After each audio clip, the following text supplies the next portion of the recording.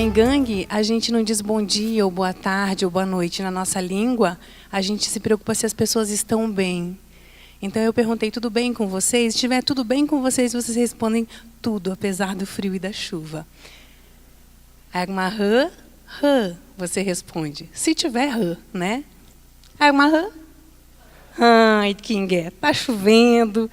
Eu sou da metade do sol, da metade da guerra do meu povo, mas é um prazer estar aqui. Quero felicitar, né, a organização do 7º Colóquio Nacional de Direitos Humanos. Está bombando nas redes sociais, a gente estava acompanhando. Né? Quero agradecer o professor Paulo, né, que convidou, que deu a oportunidade de estar aqui, e dizer que aquele que fala deve falar em pé, para que ele canse antes do que aqueles que escutam. Né? Mas, em todo caso, se eu não cansar, porque advogado é um bicho pago para falar, né, nós temos um moderador que vai prorrogar aqui o meu tempo. É uma mesa de gênero, vocês perceberam? Que maravilha, nós gostamos disso, gênero presente na academia. E, por ordem de importância, eu sou mestre, elas são doutoras, então nós vamos desfrutar palestras cada vez melhores. Né? Eu vou começar a falar e quero falar um pouquinho dos nossos caminhos. Eu já fui apresentada, eu faço doutorado atualmente na Universidade de Leiden, na Holanda, sobre patrimônio cultural e povos indígenas. Está aqui um pouco da nossa cultura, da nossa pintura. Né? Ela tem um simbolismo, significa metade da guerra, significa sabedoria. O meu povo é um povo que tem 45 mil pessoas, é um dos grandes povos indígenas do Brasil, as pessoas não sabem disso. Eu trabalhei 7 anos em Brasília com o governo brasileiro, as pessoas diziam, Caiquê? Mas que povo é esse? Né? Então, pessoas do governo. Guarani e Caingangue são os grandes povos desse país, e eles vivem no sul do Brasil, eles não vivem na Amazônia. Tá? Só que nós habitamos em pequenas terras.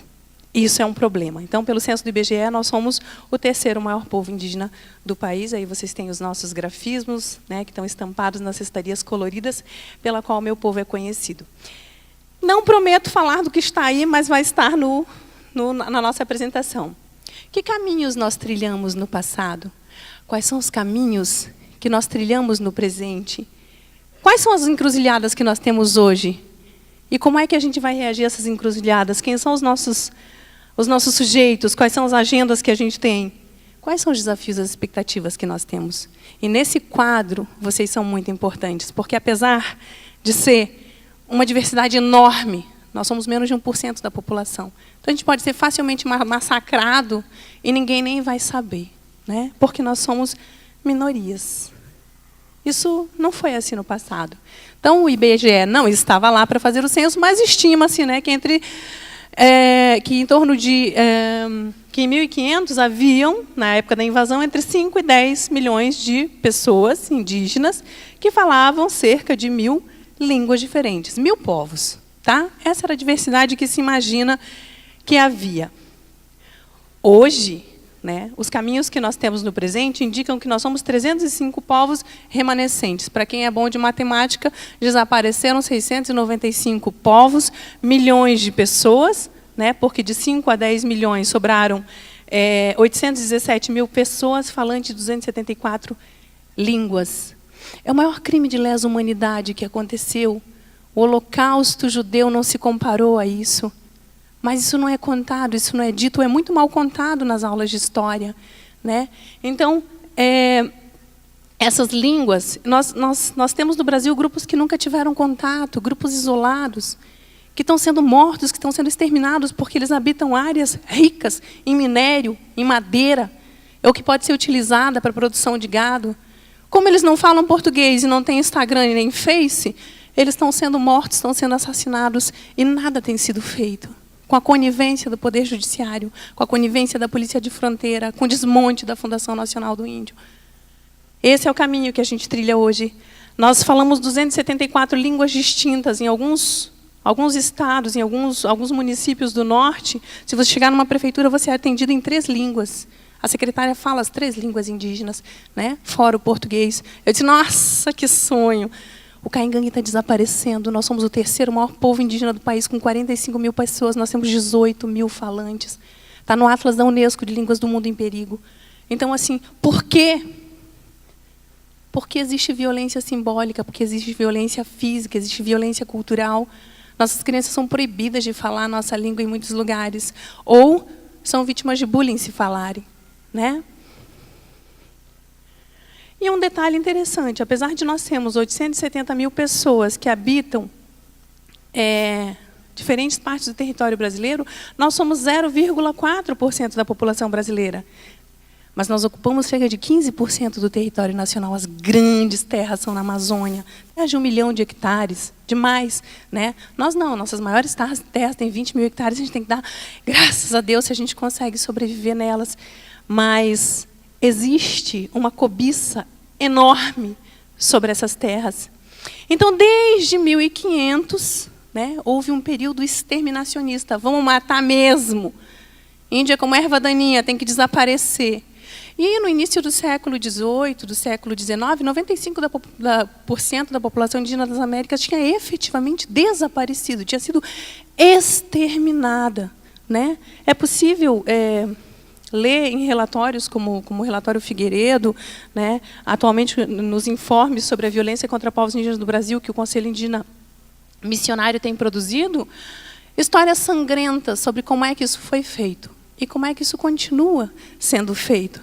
Nós somos um país que mata os seus indígenas e não divulga, e não toma providências. Então, não é uma coincidência, né, que no Maranhão, uma criança de 8 anos de idade foi queimada viva em 2012 e nada apareceu nos nossos jornais. A nossa imprensa não fala, não vai passar na Globo, não vai passar no SBT.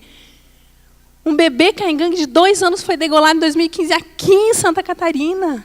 Dezembro de 2015. Por que um bebê indígena? Eles não são comuns naquela região. Os pais estavam vendendo artesanato. Saiu na imprensa? Não. Se esse bebê tivesse olhos azuis, estaria nas páginas de toda a imprensa brasileira e mundial. Quem publicou foram jornais estrangeiros. Será que o nosso silêncio sobre os nossos povos também não quer dizer alguma coisa? Esse ano, agora em março, um bebê Manchinelli foi assassinado com um tiro na cabeça. Esse é um retrato do que a gente vive hoje. Eu sou advogada e não é por acaso, eu não queria fazer direito. Mas os meus povos disseram, precisamos de gente que defenda os direitos que eles escreveram e nunca cumpriram. Faça direito pela tua coletividade. E eu fiz. E eu tenho frequentado a ONU para levar esse tipo de informação. O meu povo foi um dos povos considerados resistentes à ocupação dos nossos territórios. Nós matamos mesmo, nós somos da metade da guerra. Nós somos resistentes, nós somos criados para ser resilientes. Para que a nossa resistência fosse minada, foram mandadas roupas contaminadas. Na década de 60, na década de 40, brinquedos com varíola. Para que os focos de doença pudessem eliminar a resistência. Isso ainda está na memória do nosso povo. Ainda é parte da realidade que a gente vive. Dentro das Nações Unidas, foram criados relatórios sobre os tipos de violência sofridas por povos indígenas em termos de genocídio, que é eliminar, ou tentar eliminar, um grupo racial. Um povo indígena, no caso, nós somos muitos. O Mato Grosso do Sul tem massacre todo dia. Todo dia morre velho, morre criança. O Ministério Público Federal sabe. O Judiciário sabe, a Polícia de Fronteira sabe, a ajuda humanitária não chega porque eles barram. Ação e inação. Você mata por ação e você mata por omissão. Quando não se demarca a terra indígena, você mata um povo. Porque é impossível sobreviver física e culturalmente quando você está cercado de fazendeiros, de grileiros, de madeireiros, de mineradoras, quando o teu governo, o governo em que o Brasil votou maciçamente, porque os povos indígenas acreditavam no PT, foi o governo que menos demarcou terras desde a ditadura militar. Estão promovendo um retrocesso. Agora o serralho caiu, graças a Deus. Deus conserve longe do Ministério da Justiça. Colocaram uma raposa a cuidar do galinheiro. A PEC 215 é um projeto de lei que transfere para o Legislativo uma tarefa que é do Executivo, demarcar a terra indígena.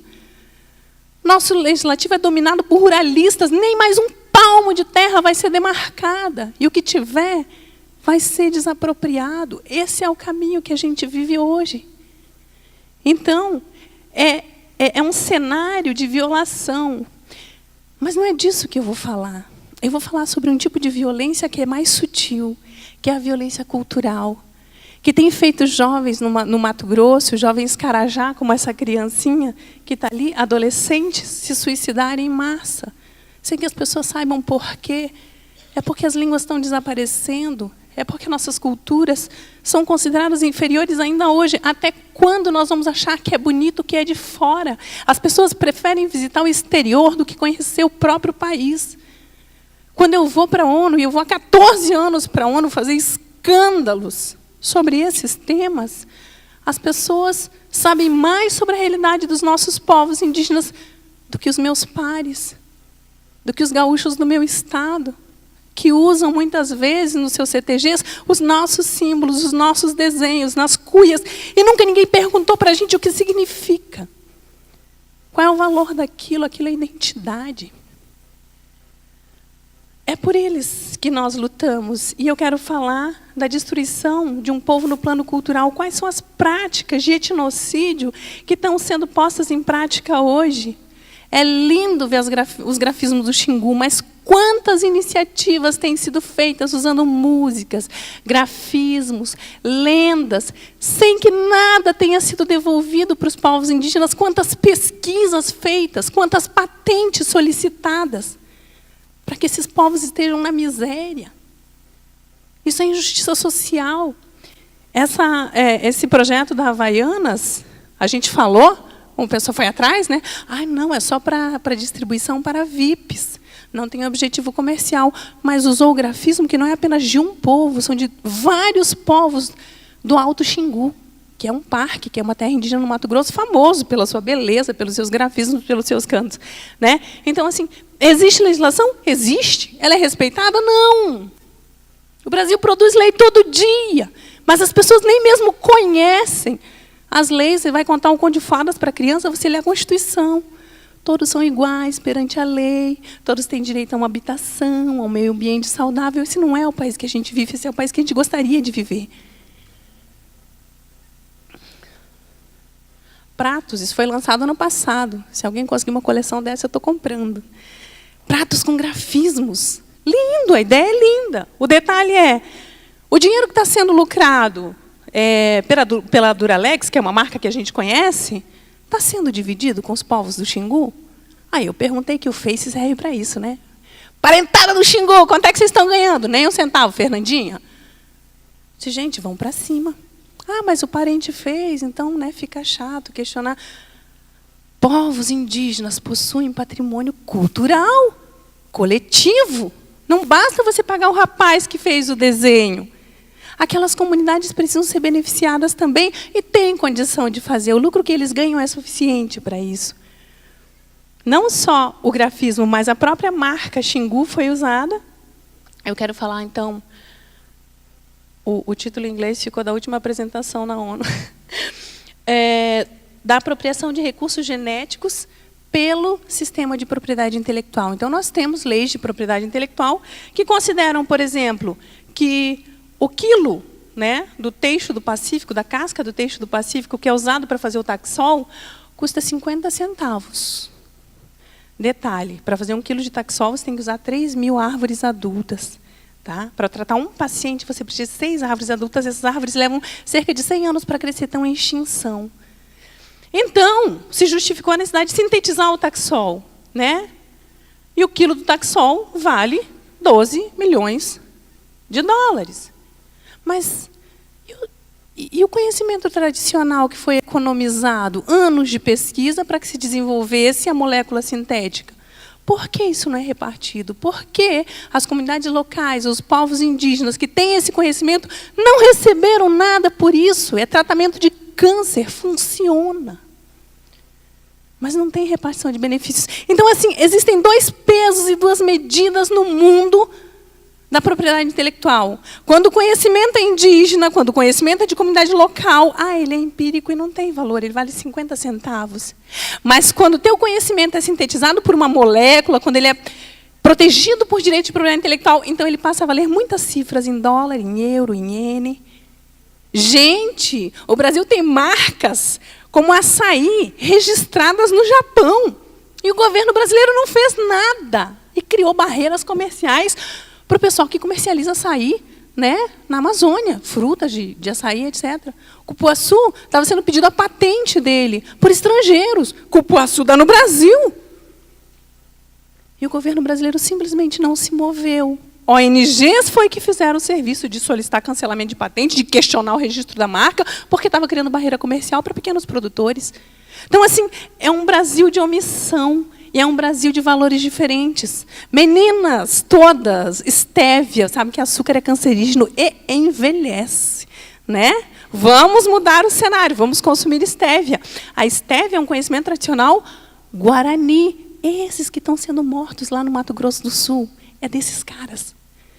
Milhões, é uma indústria multimilionária. Cargill e a Coca-Cola estão faturando. Todo dia tem um produto novo no mercado de adoçantes. E os donos do conhecimento, quer dizer, quando o conhecimento é seu, ele não vale. Quando ele passou a ser apropriado por multinacionais, multimilionárias, então deixou de ter valor? É um direito reconhecido na Convenção sobre Diversidade Biológica, repartir o benefício. Prorrogaram por mais 20, vocês acreditam? Então, os Guarani têm questionado, né? E algumas empresas têm se manifestado. A Nestlé, por exemplo, disse: achamos justíssimo dividir. A Coca-Cola achou justíssimo não falar nada. Não estamos dispostos, né? Então, assim, por favor, boicotem a Coca-Cola com estévia. Sim, obrigada. Isso é uma parceria. E vamos para o final, então. Nada como convencer as pessoas, né? Ela toma a água potável do mundo. No contexto nacional, o Brasil criou, sem consultar povos indígenas e comunidades locais, uma nova lei de acesso a recurso genético e conhecimento tradicional. Vamos colocar os nossos índios, os seus conhecimentos no mercado e, de preferência, não vamos perguntar para eles o que eles acham. Se estava rã para a gente. E na nova lei, se você fizer um acesso como pessoa individual, como empresa individual, você não precisa repartir benefício. Vou citar um exemplo para vocês. Nosso cabelo é tratado quando a gente nasce, tá? Para que ele seja longo, liso, negro, lindo. Quanto vale isso na indústria de cosmético do mundo? Ter cabelo, muito cabelo. Para os homens que estão perdendo seus cabelos, tem outro remédio. Eles voltam a nascer. Quanta gente pode ganhar? Muitas cifras. Mas se um de vocês fizer esse acesso e solicitar uma patente, fizer um pedido de patente, vocês não precisam repartir nada, porque a lei brasileira permite, ela isenta. E ela não perguntou para a gente se estava tudo bem. Ela simplesmente ignorou o direito de consulta que a Convenção 69 estabelece. Então, assim, e no cenário internacional está sendo criada uma lei. Estou indo para a Holanda mês que vem, que eu tenho reunião de doutorado, e de lá eu vou direto para Genebra fazer novos escândalos. Para dizer, nós não aceitamos que vocês continuem se portando como se nós não existíssemos. O governo brasileiro já se apropriou das terras. Nós moramos em pequenos territórios, diminutos, reduções do que eles foram um dia. Agora vocês vão se apropriar da última fronteira que existe, que é o conhecimento de dentro do pajé? Até quando? Bem, e eles têm um mandato para criar uma lei internacional, né? E a fala do governo brasileiro é fraquíssima. Há 14 anos atrás, eles não tinham mandato para falar, eu não sei porque eles pagavam passagem aérea internacional para o diplomata ficar sentadinho. Aí eu fiz escândalos na plenária, de vez em quando eles me dão a oportunidade de ser palestrante. Eu faço escândalo, eles passam um ano sem me convidar, mas eu continuo lá, né? Então, assim, agora eles estão passando a falar, por favor, escrevam para o Itamaraty, coloquem nas redes sociais. Por que o mandato do Brasil é tão fraco dentro do Comitê Intergovernamental da OMP para discutir esse tema? Eles têm muita gente para defender. A União Europeia perguntou, por que tem comunidade local nesse texto? E o Brasil não falou nada. Eu disse, porque nós temos ribeirinhos, porque nós temos seringueiros, porque nós temos quebradeiras de coco, porque nós temos uma infinidade de caiçaras, quilombolas, que dependem da biodiversidade para viver. Alguém, por favor, explique para eles que a legislação brasileira tem definição de comunidade local, caso eles tenham dúvidas.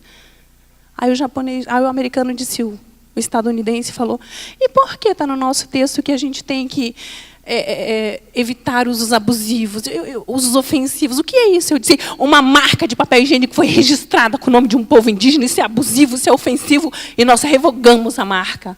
O senhor precisa de outro exemplo? A União Europeia disse, eu não estou segura de que uma marca, o nome indígena, seja uma expressão cultural tradicional, porque a reunião era sobre expressões culturais tradicionais, agora vai ser sobre conhecimentos tradicionais e a próxima sobre recursos genéticos, eles dividem, né? Eu falei, então a senhora leia a Convenção da Unesco sobre Patrimônio Imaterial, minha senhora, está lá, expressão cultural tradicional, inclui idioma inclui língua, tucano é o nome desse povo na língua deles. É expressão cultural tradicional e o uso é ofensivo, sim, tem que estar afiado para estar lá. Nós temos pouca gente preparada, nós temos pouco acesso a universidades. Quando me perguntaram, nossa, você foi a primeira índia do Sul formada, como você se sente? Eu disse, me sinto só.